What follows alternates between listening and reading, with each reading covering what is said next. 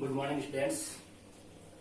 देखो बच्चों, अपने पॉलिटिकल साइंस की ऑनलाइन क्लास चल रही थी और उसमें अपने जो चैप्टर था वो था न्याय, जिसके दो वीडियो अपने बना चुके हैं, दो वीडियो अपने कंप्लीट हो चुके हैं, जिनमें अपने न्याय का अर्थ, न्याय की परिभाषा, अपने आधुनिक काल में न्याय, मध्य काल में न्याय, प्राचीन काल में न्याय, अपने जॉन रॉल्स का न्याय का सिद्धांत, ये सारी बातें अपने पिछले दो वीडियो में कंप्लीट कर चुके हैं। आज अपने बात करते हैं न्याय के ही विविध रूप। देखो, एक बार थोड़ा सा अपने इस चैप्टर को स्टार्ट करने से पहले 2 मिनट अपने जरा सी वार्तालाप कर लेते हैं। देखो, कल से आप लोगों की कुछ, मैं सब पे ब्लेम नहीं लगा रहा हूँ। देखो, आप सब लोग जानते हो कि कल अपने कक्षा 10, 11, 12 का जो माध्यमिक शिक्षा बोर्ड का जो सिलेबस था वो सिलेबस आ चुका है कि 2021 की जो एग्जाम होगी उसमें सिलेबस कैसा रहेगा। ये बात कल अपने क्लियर हो चुकी है और पीडीएफ भी लगभग के पास में पहुंच चुकी है मेरे ख्याल से, जहां तक मेरा मानना है। मेरे जो सब्जेक्ट है हिस्ट्री, पॉलिटिकल, सामाजिक, जियोग्राफी जो मैं पढ़ाता हूँ, इसके अलावा राजस्थान जी की ये सब्जेक्ट मैं पढ़ाता हूँ, इनकी मैंने डिटेल से आपको बता दिए। लेकिन फिर भी देखो, कई बच्चों के ऐसे कमेंट आ रहे हैं कि सर मैं पब्लिक एड का बताओ, सोशियोलॉजी का बताओ, इंग्लिश का बताओ, हिंदी का बताओ, साइंस का बताओ। अरे तो एक बार बताओ, जिन सब्जेक्ट की मेरे को ABCD ही नहीं पता है, उन सब्जेक्ट की डिटेल में आपको कैसे बता सकता हूँ? कल को मैं बता दूं, आप मेरे भरोसे सही मान के उसको तैयार करने लग जाओ, कल को बाई चांस मान लो गड़बड़ हो जाए तो।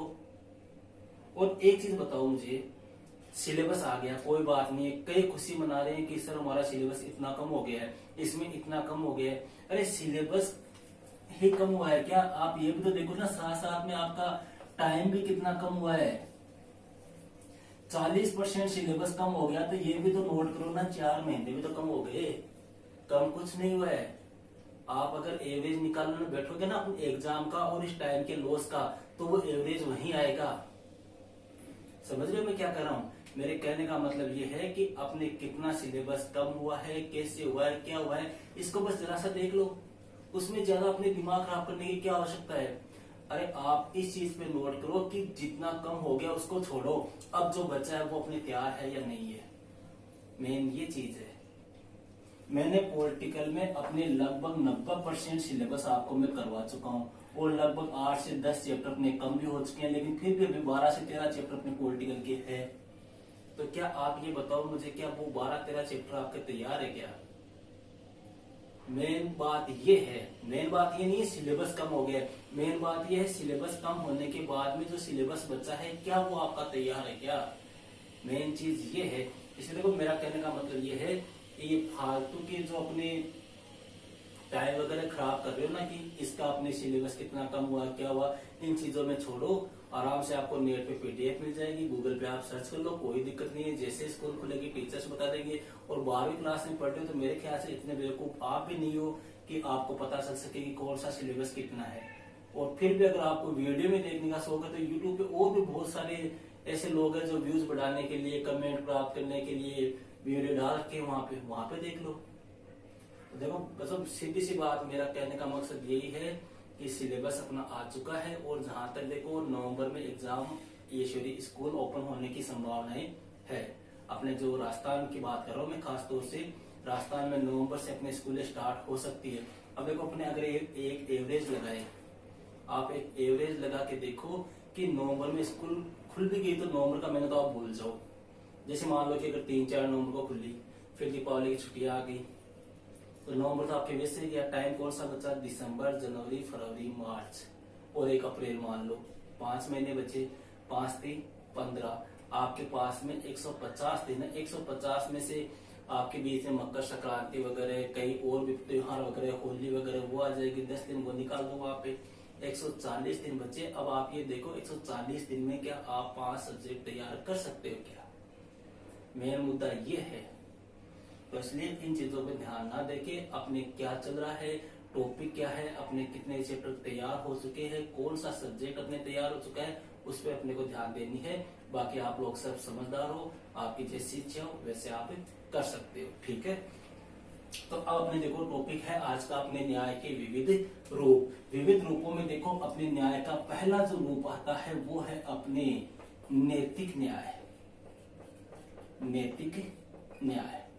देखो नैतिक न्याय क्या होता है। देखो सबसे पहला क्वेश्चन तो यही है कि अपने जो न्याय की अवधारणा है ना, वो आधारित ही किसके ऊपर है? नैतिकता के ऊपर ही आधारित है। न्याय की अवधारणा जो है वो किसके ऊपर आधारित है? नैतिकता की अवधारणा के ऊपर ही आधारित है। न्याय में क्या कहा जाता है कि सदाचरण करना, अच्छा आचरण, कर्तव्य का पालन करना, धर्म का पालन करना, वो सब क्या है? नैतिकता ही तो है। तो नैतिक न्याय में जो न्याय की अवधारणा है वो किसके ऊपर आधारित है? नैतिकता के ऊपर आधारित है। और देखो सदाचरण पर आधारित जो न्याय होता है ना, उसी को अपने क्या कहते हैं? नैतिक न्याय कहते हैं। सदाचरण का मतलब हो गया अच्छा आचरण करना, अच्छा व्यवहार करना, अच्छे कार्य करना, मतलब जिसकी वजह से किसी दूसरे को आपके कार्य की वजह से, आपके व्यवहार की वजह से, आपके आचरण की वजह से किसी दूसरे को कोई नुकसान ना हो, वो कैसा हो गया? सदाचरण। तो सदाचरण पर आधारित न्याय ही क्या है? नैतिक न्याय है। देखो अपने मनुष्य का जब जन्म होता है तो प्रत्येक मनुष्य को कुछ प्राकृतिक अधिकार, कुछ नियम होते हैं वो प्राप्त होते हैं, जन्मजात प्राप्त होते हैं। और वो ऐसे नियम होते हैं जो क्या होते हैं? अपरिवर्तनीय होते हैं, अर्थात उनमें किसी भी कंडीशन में किसी प्रकार का कोई परिवर्तन नहीं किया जा सकता। हर व्यक्ति को मिलते हैं कुछ प्राकृतिक अधिकार, कुछ प्राकृतिक नियम, वो कैसे होते हैं? अपरिवर्तनीय होते हैं, जिनको बदला नहीं जा सकता। जब व्यक्ति इन्हीं प्राकृतिक अधिकारों पर, इन्हीं प्राकृतिक नियमों के आधार पर क्या करता है? अपना जीवन व्यतीत करता है। जो प्राकृतिक अधिकार उसके पास में है, जो प्राकृतिक नियम उसके पास में है, इन्हीं के आधार पर जब व्यक्ति अपना जीवन व्यतीत करता है तो उसे अपने क्या कहते हैं? नैतिक न्याय कहते हैं। जैसे मान लो प्रत्येक व्यक्ति में चिंतन की भावना होती है, प्रत्येक व्यक्ति में करुणा होती है, प्रत्येक व्यक्ति में सत्य की भावना होती है, प्रत्येक व्यक्ति में अहिंसा का गुण पाया जाता है, प्रत्येक व्यक्ति में उदारता की भावना होती है। अगर इन्हीं नैतिक गुणों को व्यक्ति जब अपने जीवन में ढालता है और इन्हीं नैतिक गुणों के आदर्श के आधार पर अपना जीवन व्यतीत कर रहा है तो वह क्या है? नैतिक न्याय है। समझ गए? सीधा सा याद रखना चाहो तो लिख लो, सदाचरण पर आधारित न्याय ही क्या है? नैतिक न्याय है। क्लियर है? दूसरा न्याय आता है अपने कानूनी न्याय। कानूनी न्याय, देखो कानूनी न्याय बोल दो या न्याय व्यवस्था बोल दो, कानूनी न्याय या न्याय व्यवस्था दोनों एक ही बात है। कानूनी न्याय बोल दो या न्याय व्यवस्था बोल दो, दोनों एक ही बात है। देखो इनमें अपने कानूनी न्याय क्या होता है?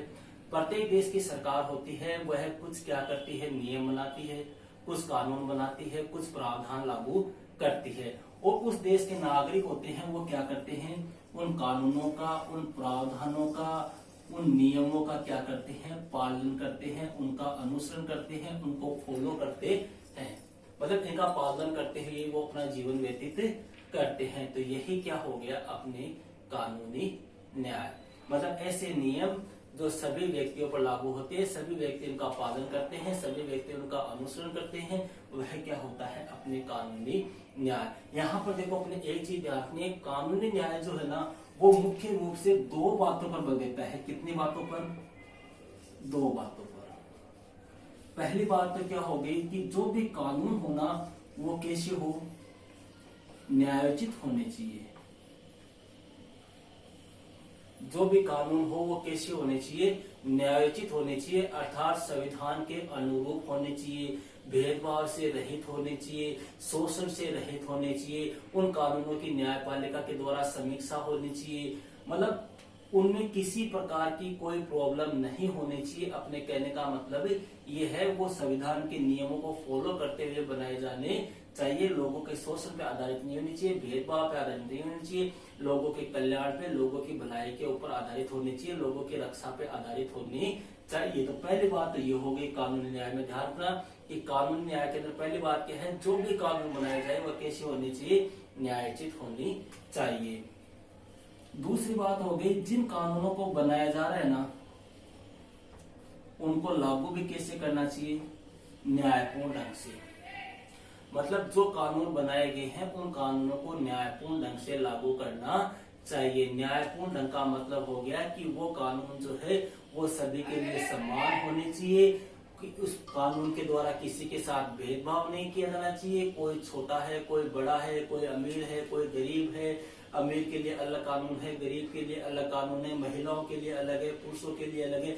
ऐसा नहीं होना चाहिए। सभी व्यक्तियों के लिए कानून कैसे होने चाहिए? समान होने चाहिए। देखो, अपने मूल अधिकार पढ़ा था। मूल अधिकार में अपने एक अनुच्छेद आता है, अनुच्छेद 14, विधि के समक्ष समानता। उसमें जो बात कही गई है वही क्या है? अपने कानूनी न्याय है। मतलब कानूनी न्याय का दो बातें हो गई। पहले तो न्यायोचित होनी चाहिए और उनको कैसे लागू करना चाहिए? न्यायपूर्ण ढंग से लागू किया जाना चाहिए। मतलब कानून सभी लोगों के लिए कैसे होने चाहिए?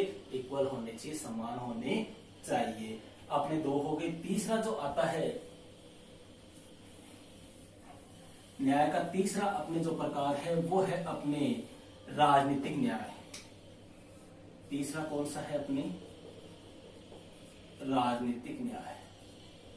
देखो, राजनीतिक न्याय का मतलब किससे हो गया? अपने राजनीति से, अपने पॉलिटिक्स से। और देखो, राजनीतिक न्याय में यह कहा गया है कि सभी व्यक्तियों को राजनीति में भाग लेने के समान अवसर प्रदान किए जाने चाहिए। राजनीतिक न्याय क्या कहता है? कि सभी व्यक्तियों को राजनीति में भाग लेने के समान अवसर प्रदान किए जाने चाहिए। अर्थात राजनीतिक न्याय जो है वो कौन से सिद्धांत पर आधारित है?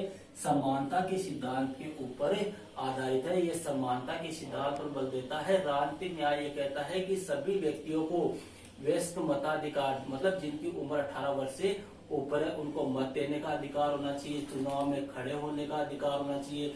चुनाव में प्रचार प्रसार करने का अधिकार होना चाहिए। भाषण की स्वतंत्रता होनी चाहिए। अभिव्यक्ति की स्वतंत्रता होनी चाहिए। ये कुछ ऐसे राजनीतिक अधिकार है जो सभी व्यक्तियों को समान रूप से बिना किसी भेदभाव के प्राप्त होने चाहिए। यही क्या है? अपने राजनीतिक न्याय। अगर इसका उल्टा देखें, अगर किसी व्यक्ति विशेष को मान लो, देखो अपने कई बार क्या होता है, आप पॉलिटिक्स में, मैं तरह किसी पार्टी की बात नहीं करूंगा, लेकिन कुछ पार्टियां ऐसी है जिनमें क्या होता है? वंशवाद होता है। एक ही परिवार के व्यक्ति जो है वो राजनीति में फायदा उठाते हैं।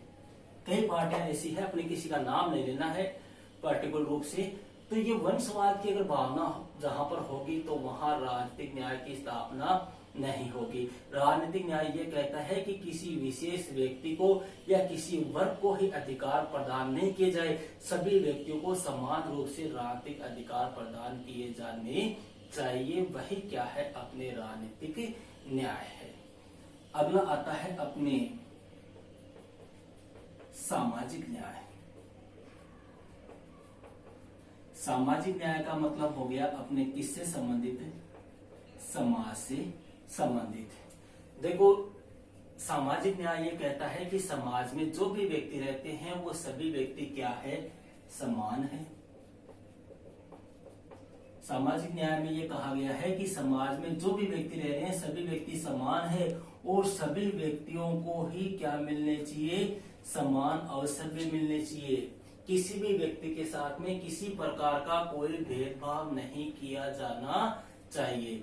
समाज में चाहे किसी भी धर्म का व्यक्ति हो, किसी भी संप्रदाय को मानने वाला हो, चाहे किसी भी स्टेट का व्यक्ति हो, सभी व्यक्ति क्या है? इक्वल है। सभी व्यक्ति क्या है? समान है। उनमें किसी प्रकार का कोई भेदभाव नहीं होना चाहिए और एक समता मूलक, मतलब समानता के सिद्धांत पर आधारित समाज की स्थापना होनी चाहिए। ऐसा कहा गया है किसमें? राजनीतिक, ये सामाजिक न्याय में। और एक बात और रखना, सामाजिक न्याय की स्थापना के बिना आपकी स्वतंत्रता, आपकी समानता जो है उसका भी कोई महत्व नहीं है, उसका कोई मतलब नहीं है, उसका कोई अर्थ नहीं है। अगर समानता व स्वतंत्रता तभी कायम रहेगी जब किसकी स्थापना होगी? सामाजिक न्याय की स्थापना होगी। क्लियर है इतनी बात? अब आता है न्याय का सबसे महत्वपूर्ण सिद्धांत, ईश्वरी सबसे प्रमुख रूप, आर्थिक न्याय। देखो, आर्थिक का मतलब अपने किससे संबंधित हो गया? धन से संबंधित, पैसों से संबंधित। देखो, आर्थिक न्याय में ये कहा गया है कि समाज में रहने वाले, देश में रहने वाले सभी लोगों को प्रगति करने हेतु, अपना व्यवसाय करने हेतु, अपना रोजगार करने हेतु, आगे बढ़ने हेतु क्या दिए जाने चाहिए? समान अवसर प्रदान किए जाने चाहिए। कौन कहता है? आर्थिक न्याय ये कहता है कि समाज में बिना किसी भेदभाव के धर्म, जाति, लिंग, संप्रदाय, जन्म स्थान किसी आधार पे कोई भेदभाव न करके सभी व्यक्तियों को आगे बढ़ने के, अपने रोजगार करने के, अपने जीविकोपार्जन करने के समान अवसर प्रदान किए जाने चाहिए। किसी के साथ कोई भेदभाव नहीं किया जाना चाहिए। अरे देखो सीधी सी बात है, जैसे मान लो आप लोग कक्षा 12 में हो, कक्षा 12 में अपने ये थोड़ी देखते हैं कि ये एससी का है, ये एसटी का है, ये अमीर है, ये गरीब है, ये ओबीसी है, ये जनरल है। एग्जाम में क्या होता है? सभी व्यक्ति बैठते हैं, सभी व्यक्तियों को आपको एग्जाम में उठाया जाता है। और ये एक अलग बात है कि कुछ व्यक्ति 50% पे रह जाते हैं, कुछ व्यक्ति 95 पर चले जाते हैं, तो वो एक अलग बात है, वो निर्भर करता है आपकी काबिलियत पर। लेकिन यहाँ पे आर्थिक न्याय जो है वो आर्थिक न्याय यही कह रहे हैं कि किसी को नौकरी मिले या नहीं मिले, किसी को फायदा हो या नहीं हो, किसी का रोजगार बढ़े या नहीं बढ़े, लेकिन हमें अवसर सभी व्यक्तियों को प्रदान करने चाहिए। और इस आर्थिक न्याय में एक बात और कही गई है कि जो भी संसाधन होते हैं, संसाधनों का जो वितरण किया जाता है ना, वो संसाधनों का वितरण है ना, वो समान रूप से न किया जाकर किस आधार पर किया जाना चाहिए? व्यक्तियों की आर्थिक स्थिति के आधार पर किया जाना चाहिए। मतलब जिन संसाधनों का वितरण किया जा रहा है वो वितरण जो है वो समान रूप से न किया जाकर आर्थिक स्थिति के आधार पर किया जाना चाहिए। आर्थिक स्थिति कैसे? अरे मान लो एक व्यक्ति है वो काफी अमीर है, एक व्यक्ति है काफी गरीब है। अगर अपने समान रूप से दोनों को वितरण कर रहे संसाधनों का, तो ये तो और अमीर हो जाएगा, ये तो और अमीर हो जाएगा। और इसमें फिर वही कंडीशन हो जाएगी अपने कार्ल मार्क्स वाली, कौन सी? वर्ग संघर्ष की। ये कंडीशन पैदा हो जाती है। तो आर्थिक न्याय ये कहता है कि संसाधनों का वितरण जो है वो हमेशा किस आधार पे होना चाहिए? व्यक्तियों की आर्थिक स्थिति के आधार पर होना चाहिए। और अमीरी गरीबी की जो खाई है उस खाई को धीरे धीरे क्या किया जाना चाहिए? कम किया जाना चाहिए, ताकि समाज में, देश में व्याप्त जो आर्थिक असमानता है वो क्या हो सके? समाप्त हो सके, और एक समान आर्थिक न्यायिक व्यवस्था की क्या हो सके? स्थापना हो सके। एक समता मूलक, एक आदर्श समाज की स्थापना कायम हो सके। ये होता है आपका क्या? आर्थिक न्याय। तो ये था देखो अपने फर्स्ट चैप्टर न्याय की अवधारणा। अपने ये चैप्टर कंप्लीट हो चुका है। इसमें देखो मेन क्वेश्चन है प्लेटो और अरस्तु। इसके अलावा आपके जो जॉन रोल्स का सिद्धांत है वो है, और एक ये न्याय के विविध रूप। ये मेन आपके क्वेश्चन है। अगर इस चैप्टर में आपको किसी प्रकार की कोई प्रॉब्लम हो तो आप कमेंट के माध्यम से पूछ सकते हैं। ओके, तो मिलते हैं नेक्स्ट वीडियो में एक नेक्स्ट चैप्टर के साथ। और हाँ, एक चीज और बता दूं आपको, देखो कई कमेंट ऐसे आ रहे हैं कि सर हमें समानता वाला चैप्टर पढ़ाओ, हमें स्वतंत्रता वाला पढ़ाओ, संसद वाला पढ़ाओ, अब हमें मान लो क्षेत्रवाद वाला पढ़ाओ, कोई भी मान लो। कई कमेंट मेरे पास आ रहे हैं। तो मैं एक बात ये बता दूं, मैं लगभग 90% सिलेबस करवा चुका हूँ। अपने 2 या 3 चैप्टर बचे हैं। अगर आपको पीछे की वीडियो देखने हैं तो आप प्लेलिस्ट में जाके देख सकते हो, या अपनी जो वीडियो की डिस्क्रिप्शन होती है उसमें मैं लिंक डालता हूँ अपने हिस्ट्री और पॉलिटिकल की अलग अलग, जिसमें एक प्लेलिस्ट ऐसी है इसमें हिस्ट्री की वीडियो, एक है पॉलिटिकल की है। तो वहां से आप डिस्क्रिप्शन में जाके लिंक के माध्यम से देख सकते हो। बाकी लगभग अपनी वीडियो हो चुके हैं। ठीक है, दैट्स ऑल।